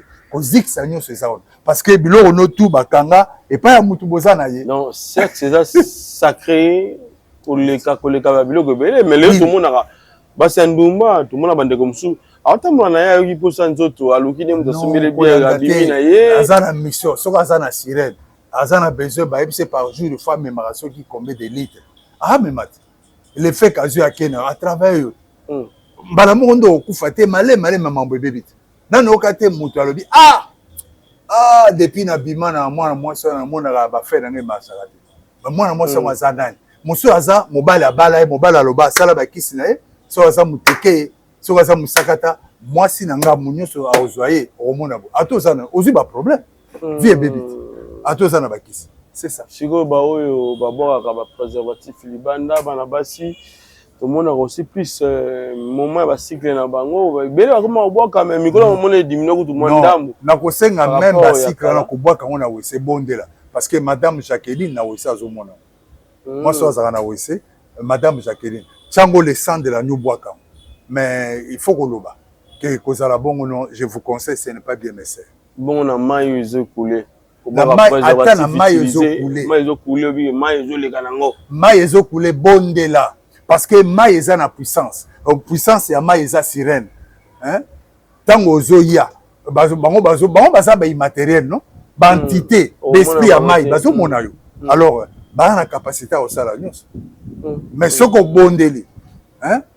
Bible dit la prière de la foi et ça ça kamara mieux. Faut ça. Nazongi la question à Tunakiyo, je pense que au landa qui yango penza moi bien te comprendre ki yango te na bindeko na biso likolo ya mangengenge azaki na bag azalaki lisusu na AirPod na matoi na ye azalaki lisusu na téléphone alors toyebi ezaka de conseiller même na ndaku mbula ezobeta makasi bota la télévision aussi ma téléphone na loboko et koki kosala ba onde wana ekoki yape et sali mabe kati ekoki kozwa yo siko ndeko wana azalaki na sommet na mangenge place yango mpenza espace moko vert oyo bato bazalaki te mais aza sikoyo na likolo nango lisusu alors ekoki kozwa te l'une des raisons ya makambo ya liwa na ye ekoki kozwa mpe peut-être babiloko aportaki na maboko na ye te to eza nini fait oyo remarqué par rapport à liwa na ye. Merci tokende d'une façon naturelle, d'une façon normale, d'une façon normale. Et cause alors, je dis bien d'une façon normale. Ça. Parce que Bekoana, ils ont la capacité et qu'on tape pas et détruire. Mais ce que moi je vois drôle, quand Betty et Bomia que c'est un chrétien spirituel ou bien charnel. Parce qu'un chrétien charnel, les hommes avant d'asa sensuel. Et quand on dit que cet homme est sensuel, c'est-à-dire avant il n'a pas sens, pas plaisir de ce monde. Sensuel. Okay. Alors, c'est que je vais d'abord parler d'un démon oyo.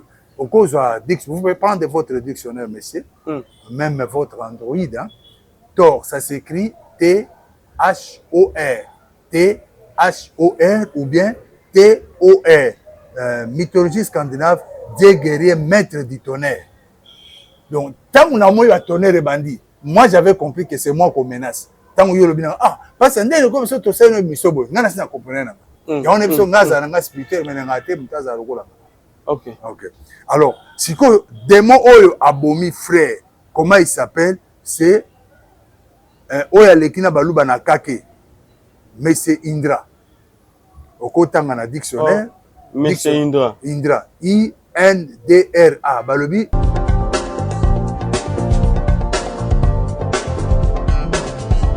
Pas question de vous tergiverser pendant vos longs et courts séjours à Kinshasa, la capitale congolaise. En famille, couple et singleton. Le meuble EMA met à votre disposition des appartements répondant aux normes internationales.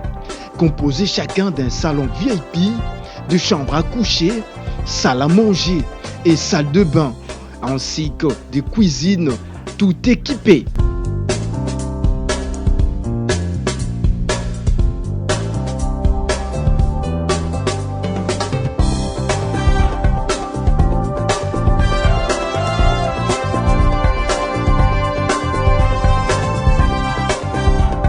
La connexion Wi-Fi en permanence. Pour les problèmes de coupures intempestives de courant électrique, un générateur disponible pour alimenter ces bijoux.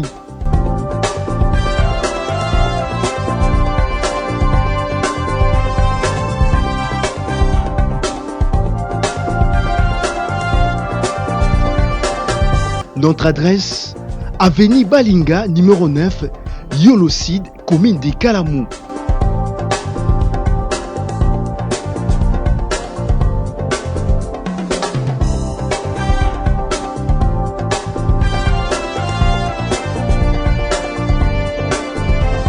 Pour plus d'informations, plus 44 74 66 38 44, plus 44 75 39 90 053, plus 243 82 31 46 488. Chez Emma, c'est les conforts. Les plus grands dieux védiques, maître de la foudre et dieu des guerriers, maître de la foudre. Alors, maître de la foudre. Il a trouvé une porte. La porte est quoi? Tous les Africains, na cause na kati ya famille bandope baza. Babi kana mangengenge amati, bo profiter na ba oyo ba na mangengenge et c'est que na lokola mali ya falansa. Oyo aza na gros ton pour apesa bango yo. Il va le faire. Est-ce que dit que garde corps na yo au cause à la colonel, gapé colonel, mais garde corps na nga koka na garde corps na yo poto boma yo. La capitale. Mais c'est quoi l'homme de Dieu? Au début, le Gomoko, primordial aussi, hein. Mais par rapport, il y a bagon de quoi l'attaquer. Faut tout le monde peut battre qui na ba commentaire belé. Azana ba bag tala kuna kangi photo tche signe aigle. Alors, ndeko ko taper bag par ignorance, les biso de la tala biso boy. Au latino ka rapport le bogo ça na moi lembo moko boy kaka.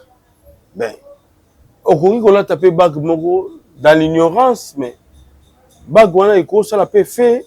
Ya mabe na kata nzoto na bo moyo na yo. C'est vrai ça? Oui, Osée 4:6 Bible le dit, mon peuple périt faute de connaissance. Par manque de connaissance, batebele ba kufa. Par manque de connaissance, pe ba leyo na diplôme outi na ona poto. Alors tozozo qu'est-ce que je voulais dire? Psaume 74. Psaume 74, Psaume 74, verset 4. Psaume 74, verset 4. La Bible dit ceci. Tes adversaires ont rougi au milieu de ton temple. Ils ont établi pour signe leur signe. Ils ont établi dans les temples, l'église, pour signe leur signe. C'est-à-dire, yo lati ba signe na bango. Le fait que yo lati ba signe na bango, ba signe les a la conséquence sérieux. C'est-à-dire, ba ben na ngope na kindoki ba civil. C'est-à-dire, pas nzamba zate, pas satana, pas zate. Véritable mikaodame. Sans trace. Moutouana a koufi na ngomba. On arrête qui? OPG a commandé. Rien. Alors comme il était là-bas, oui, il va écrire. Alors comme Maria Valence. Tu vas le voir où? Alors, basigne na mingi nde yango. Basigne na mingi nde yango yo. Na ebité signe azalai na ngotala na kata basigne komona basigne. Yango nde bola taka na babag. Surtout bino bozola taka babag batia na je na kati yo. Na ebi kozala ba mitu kana ndako. Oza bien, tia tout na lettre G na yo. Gloire à Dieu. Et la bague no a G wana. J'aime la signe. G supérieur kabalese qui a franc-maçon. Et ils ont beaucoup d'argent. Hein? Ils ont beaucoup d'argent. Il y a une place aussi qui a abandonné bien. Voilà, ils commencent à parler de bêtises. Bêtises, on attend comment non? Ok. On a les alliés dans Pierre noir, Pierre nino. Oui, oui. Et tant au lobby, ils ont la bague, ils ont la pierre noire. Ok. C'est bien. Batango pe balingiango. Basi batango balingiango. Whisky batango balingiango. Mais mon frère, je te pose une question très simple. Bamizima bakendara na mec. So ba comme na mec, ezala na libanga mo babenga ngo pierre noir. Babenga ngo kabakaba. Hein? Mais comment libanga noir peut se trouver na bague na? C'est pas. C'était excusez-moi mais j'ai parlé seulement pour faire comprendre aux gens. OK. Tout le canal nous sommes encore retrouvant on a évité Kaba. Ah. On est dans la lingala auto na langue na bango kuna. Barobengo ba otuna. Là si barobenga akomo kenda lire mabete na suki na ngala Kaba na commenter na gate. OK. Eza na pierre noire, o eza ba mise, mais eza na pierre blanche, o eza ba sango na pierre d'hôtel na cher wana, babenga ngo pierre d'hôtel eza pembe. On a la pierre noire. Mais comment on va retrouver la bague dans pierre blanche et la bague dans pierre noire? Maintenant, c'est quoi? La Bible dit que les vrais adorateurs adorent le Père en esprit et en vérité. Limbisanga lukela no na luka lettre kawa na ebité alpha bango comme qui manga monsieur journaliste. Lettre K. Lettre K. Ah. Lettre K. Et après K. Pour arriver à K, il faut lettre K. Je ne me retrouve pas.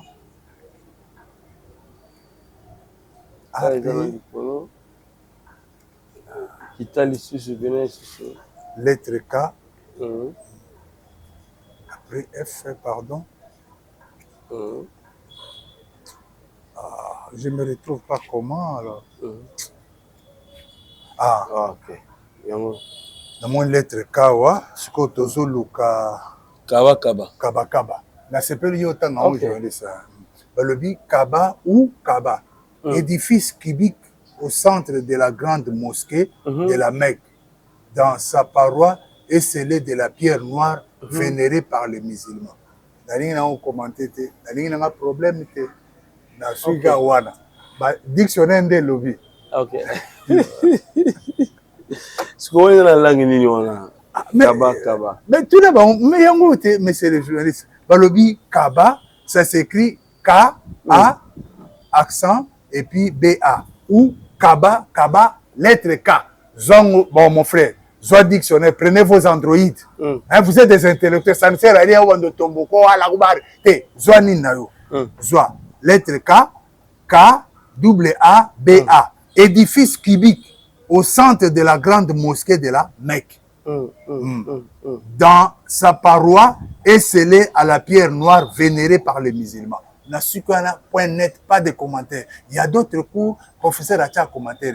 Après, si vous avez égal à B carré moins 4AC, c'est à vous de développer.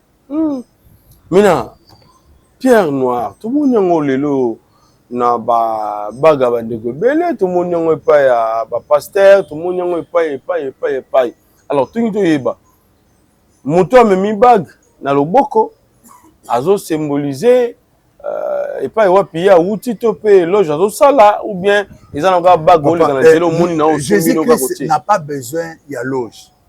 Bible le bin Jean 4 verset 23, les vrais adorateurs adoreront le Père en esprit et en vérité. C'est ça. C'est ça. Nous avons un versant. Le l'autre zo mona biso ba pasteur, ya ngone belé ya biso ba pasteur to ko tali felo. Dernièrement, je posé une question, mais pas ça, toi tu parles trop. Il y a un grand pasteur, il y a un général, il y a un équipe, il y a l'équipe. Ok. Est-ce que yo, au bêta et dingo, t'es dingo à bêta anga? Non, dis-moi. Ok. Ça me dit, ça c'est bien. Ok. Donc, tu vois, les Béla va passer par côté de tous les faits. Aujourd'hui, Jean, chapitre 4, verset 23. Il y aura des Bibles solo. Jean, chapitre 4, verset 23. Bible le Bible, Jean, chapitre 4, verset 23.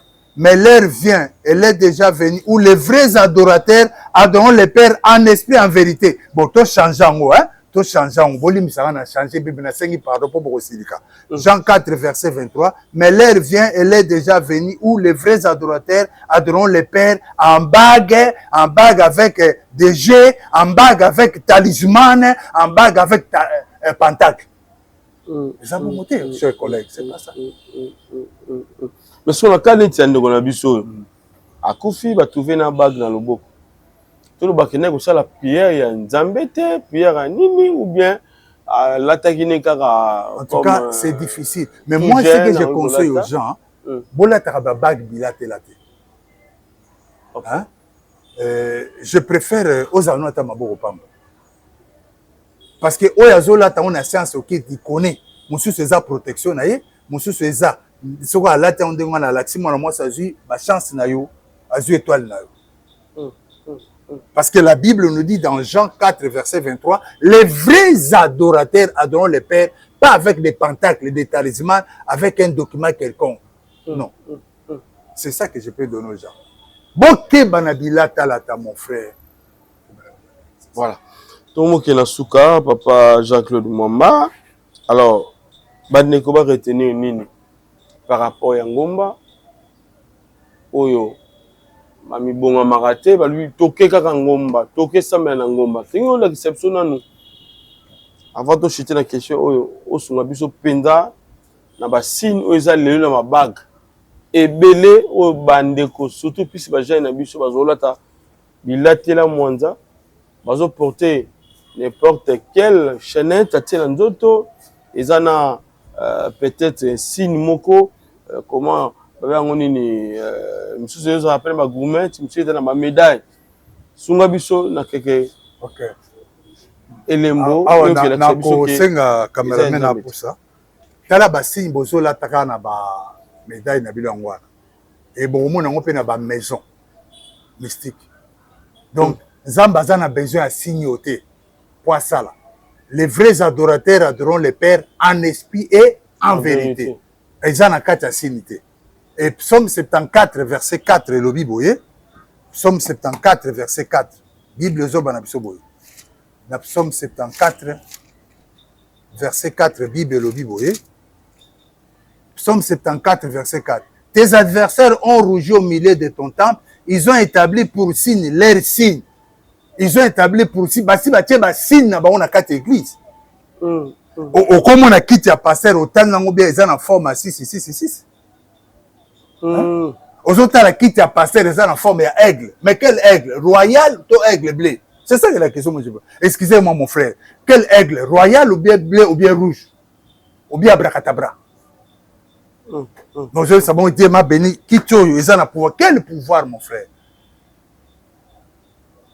Donc, à part Rwana, ils ont un bassin mususu. Tozo monaka, nakati na ba. Nazo basigne. Bolimbisa, nabimisa, papier mpona l'accès. Bino bassin. Mais on dit la kati a pessin mogo wana, monya eza compliqué hein. Botala basigne ba passer no bazo la tra yangwana. Ah, lungo kuna di. Aye juste. Bayebi balé hein. Oh, en bon? De bolongwa. Na bi bolongwa na boke bondo samusa na bi. Bayebi balé mo bimbalelo. Donc bakaboli pe batemi sika moko. Corbeau na kindoki. Corbeau na kindoki ça ba beret rouge. Corbeau na kindoki ça ba beret rouge. O bayaka en cas où ozo bimisa secret à deuxième monde. OK. Oh, dis bolongwa na ko? Baboyo longwa. Au nom de Jésus de Nazareth, Ouragan destructeur. Ouragan destructeur. Ésaïe 28, 2. Ouragan destructeur. Jérémie 51, verset 1er. Vent destructeur. Maintenant, au nom de Jésus, nous avons renversé puissance, union, surtout kabbalistique. Grand maître, maintenant, au nom de Jésus. Maintenant, au nom de Jésus. Ouragan destructeur. Maintenant, au nom de Jésus. Ouragan destructeur. Ouragan feu. Exige sa puissance sur ouragan destructeur. Maintenant, au nom de Jésus. Amen. Ouais, ça, moutouma mounene, barotanga kombote. Oui, là, bataille, batinide. Na biga eza moutouma mounene, soko wapi so na mboka so na ebité. Bon, aucun point. Falo ça, aucun point. Siko bilembo, donc la chose moi pembeni papa pour tout à bien. Ba jeune ba la te bio que belé na ignorance. Tala bilo bozo la taka na kati ignorance. Bon, oh bonde ba ebo, siko yo sambela te ba elio ba bomi. Et que tant on a senti na okema monter me kumbeta kuku. J'ai compris que ba tidelinga ba grand maître. Yona ya sus. Mais ça bitumba te. Pourquoi zo bimisa ba secret na biso? Voilà ba signe bozo la taka na ba bilamba. O ba signe bozo sala, ba je bisabino ke Yesu. Botina bolimisa na tuna bino signe ya Yesu za signe. OK. Signe na tuna bino signe ya Yesu za signe. Je vais vous blesser nazo zoksabino siko. Nazo zoksabino. Boyebi voiture Mercedes. Bozwa ni na symbole Mercedes. Ezala abo. Signe ya Mercedes ezala abo. Et nous avons que Jésus a coxé mission n'était pas bouca qui n'est colosse. Et ça signe à l'antichrist. Mercedes. Signe. Ah. Comme la souka l'homme de Dieu, bandeko ba retenir nini par rapport à Ngomba, par rapport à nous connaissons surtout le loco chrétien mika Ngomba. Non. Et puis Ngomba eza mabete. Okende Ngomba na kopekisa ote. Mais dans le il faut avoir possession il y a Ngomba place aux okende. Parce que tant que tu même na Philippiens. Olimbisa Philippiens. Non, il m'a monté mon débat bettinga libanga. Eza secret mais le bien. Libanga ici mabe. Ba bettinga ma plan mais ça est l'autre. Bon aboye ça ngona za na distraction. Et on a besoin za na trop spirituel. Ba et même en toi Y'a ba grand maître ya mboko ga. Ah bien la salut. Ba ko ka bisete ko. Bon maman lingite. Natanga na auto comme église nota. Amba si mo mo elo na osala. Philippiens chapitre 2. Olimbisa Philippiens je crois. Oh, Fongoli place une chose dans ma Philippiens. Oh. Philippiens chapitre 2. Chapitre 2. Philippiens chapitre 2 verset 10. Philippiens chapitre 2 verset 10. Afin qu'au nom de Jésus, tous genoux fléchissent dans le ciel, si la terre est sous la terre. Les dangers na biso ba chrétien zanini. Tu auras possession à ça mabele à place au foot et la raté. Tu auras possession à ça mabele tango zo ke na ngomba. Tu auras possession à RDC na ça mabele. Voilà, merci beaucoup l'homme de Dieu, to commune Souka, Lilo Banaba Nzamé surtout Bota la biso. Ba OEP. La moni biso pour la première fois, mbote na 2-3 personnes, le sambo na Souka surtout yango eza primordial pona bana Nzambe bandeko surtout Bota la biso. Mais to ko za ba version ebele pour nous témoigner na ndenge na ye par rapport ya ndeko na biso akufaki na mangengenge. Je précise que je n'ai pas été témoin direct. Ok. Je précise que je n'ai pas été témoin direct dans mon idée, mais la seule banalise en tant qu'ancien Ndoki, aujourd'hui pasteur. Ok. Mais quand Zig serait comme ça, tout le monde dit bien balouba, il a plus provoqué la nuit. Comment ça va bien balouba? C'est bien balouba. Dans les seigneurs. Dans les seigneurs. Ok. Bon, il y a balouba. Et ça rend dingue ni kaki wana. Ah, il y a balouba. Soso tonini. Même balouba, ça dit moi ça zo fond ma colasini ma chef. Et ce qui est ça moi si moi ça bomanda comme ce ça mobile a bomaka mutumo.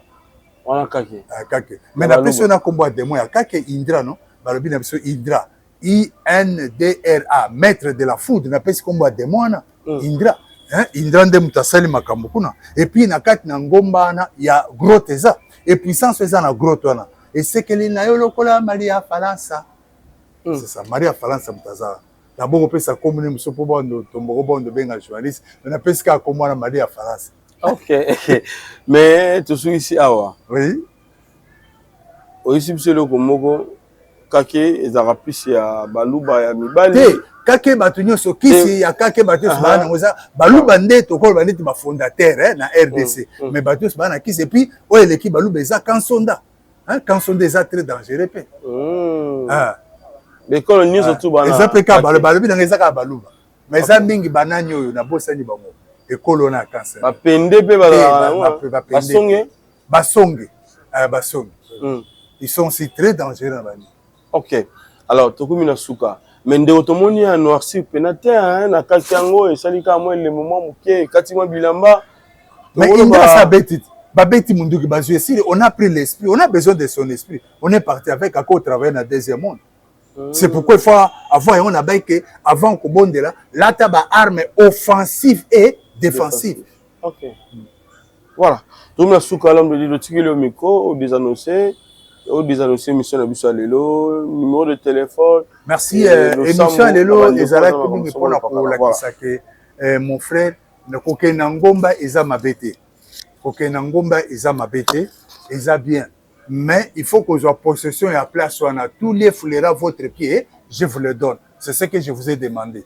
Et puis il faut là ta marque à Jésus-Christ, c'est Paul azoba na Galates 6 verset 17 car je porte sur mon corps les marques, pas des secrets, pas des primous, pas des scoles, mais les marques de Jésus de Nazareth, pas de whisky, les marques de Jésus. Alors quand tu portes la marque de Jésus, c'est à ce moment-là, la Bible dit que toute arme forgée contre toi sera sans effet. J'ai parlé de l'homme naturel.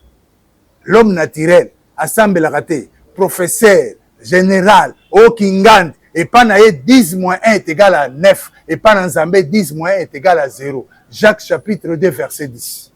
Et l'homme charnel, lui, azam mouto, azo semble, mais avant d'une sens sensuel. Sensuel, c'est-à-dire, babisengwa mokil. Mais nous devons être des hommes spirituels. 1 Corinthiens 2 verset 15. L'homme spirituel juge de tout, c'est-à-dire, il examine. Est-ce que nous avons des pasteurs spirituels? Est-ce que nous avons? L'autre fois, je vous ai parlé, on m'avait posé la question sur Kagame. N'a pas là qui n'est n'a pas détruire. Je crois que je l'avais fait avec Jérémie. Nazelaka tunanga na total à mai juin. Là on verra. Alors na pesi mbote na bande konyo soto balandi biso na mokola lelo nzamba pambola biso bobo sanate que moi mai oyo mutazo tambusa ezaye mai satana na fin du mois oyo nde ba osala remise et reprise to kota na mois ya juin mutazo tambusa na mois ya juin eza demo babengi balberite juge 8 verset 36 à 35 à 36.